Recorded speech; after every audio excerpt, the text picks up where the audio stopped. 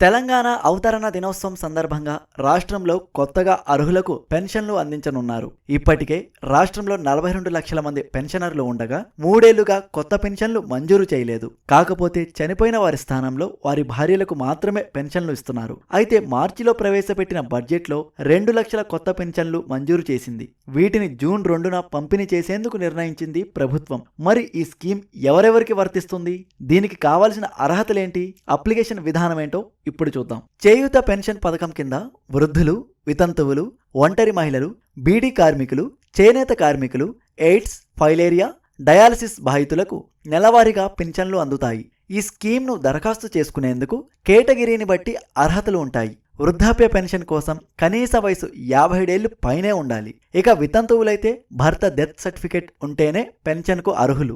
ఒంటరి మహిళలకైతే 18 ఏళ్లు నిండాలి. ఆపై కుటుంబం నుంచి ఎలాంటి సపోర్ట్ ఉండకూడదు. వికలాంగులు కనీసం 40% లేదంటే అంతకన్నా ఎక్కువ వైకల్యం ఉన్నట్లు ప్రభుత్వ వైద్యాధికారుల సర్టిఫికేట్ కావాలి. దరఖాస్తు కోసం అర్హులైన వారు సంబంధిత పత్రాలను చూపించాల్సి ఉంటుంది. వీటిలో Aadhaar card, ration card, voter ID, నివాస ధృవీకరణ పత్రం, bank passbook, passport size photo, mobile number, ఆదాయ ధృవీకరణ పత్రం, డిజేబిలిటీ సర్టిఫికేట్, డెత్ సర్టిఫికేట్, వైద్య ధృవపత్రాలు సమర్పించాల్సి ఉంటుంది.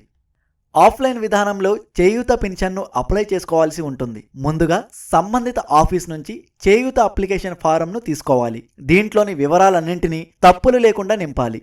అవసరమైన పత్రాలను జత చేయాలి. ఈ వివరాలను అధికారులు చెక్ చేసి పెన్షన్ను ఓకే చేస్తారు. ఆ తర్వాత ప్రతి నెల బ్యాంక్ అకౌంట్లో డబ్బులు జమ అవుతాయి. మరిన్ని వివరాలు కావాలంటే చేయూత.తెలంగాణ.gov.in సంప్రదించాలి.